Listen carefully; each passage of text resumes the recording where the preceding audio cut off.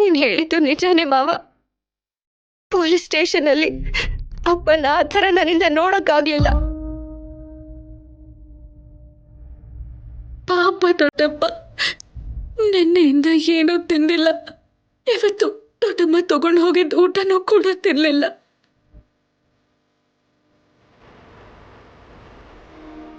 ಹೇಗೆ ಊಟ ಮಾಡ್ತಾರೆ? ಅನ್ಯಾಯವಾಗಿ ಅರೆಸ್ಟ್ ಆಗಿರೋ ನೋವಲ್ಲಿ ಅಪ್ಪ ಇದ್ರೆ ಆ ಮೀಡಿಯಾದವರು ಸತ್ಯ ಸುಳ್ಳು ಏನು ತಿಳ್ಕೊಳ್ದೆ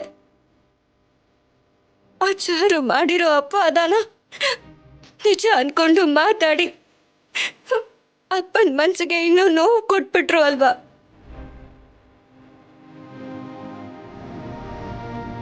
ಅಮ್ಮ ತಗೊಂಡು ಹೋಗಿದ್ದ ಊಟನೂ ಕೂಡ ಅಪ್ಪ ತಿನ್ಲೇ ಇಲ್ಲ. ಅದನ್ನು ಕೂಡ ನಮ್ಮಪ್ಪ ತಿಂದೆ ನಮ್ಮೆಲ್ರಿಗೂ ಕೈ ತುತ್ತು ಕೊಟ್ರು.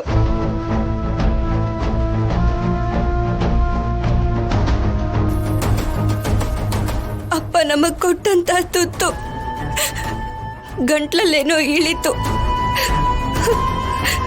ಆದ್ರೆ ಅಪ್ಪ ಆಗಾಡ್ದಂತ ಮಾತು ಗುಂಡಿಗೆನೆ ನಿಂತು ಹೋಗೋ ಹಾಗಾಯ್ತು.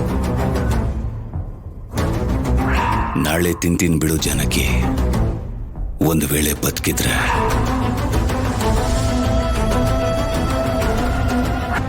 ಎಲ್ರೂ ಅನುಮಾನ ಪಡ್ತಿದಾರೆ ನೋಡು, ಅದು ಸಾಕು ನನ್ನ ಉಸಿರು ನಿಂತು ಹೋಗ್ಬಿಡಕ್ಕೆ.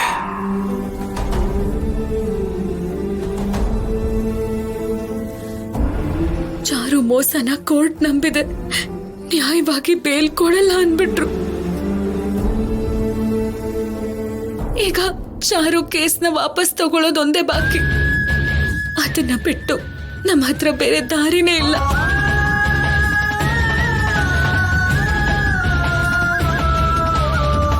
ಹೇಗಾದ್ರೂ ಸರಿ ನಾಳೆ ಚಾರು ತಪ್ಪನ್ನ ಒಪ್ಕೊಂಡು ಕೇಸ್ ವಾಪಸ್ ತಗೋಬೇಕು. ದೊಡ್ಡಪ್ಪ ತಪ್ಪು ಮಾಡಿಲ್ಲ ಅಂತ ಜನರೆಲ್ಲರೂ ತಿಳ್ಕೋಬೇಕು. ತೊಳೆದಿರೋ ಮುತ್ತಿನ ಹಾಗೆ ದೊಡ್ಡಪ್ಪ ಮತ್ತೆ ರಾಮಾಪುರಕ್ಕೆ ಕಾಲಿಡ್ಬೇಕು.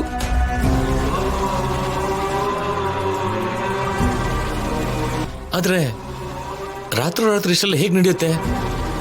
ನಾವೇನು ಮಾಟ ಮಂತ್ರ ಮಾಡೋರು ಅಲ್ವಲ್ಲ.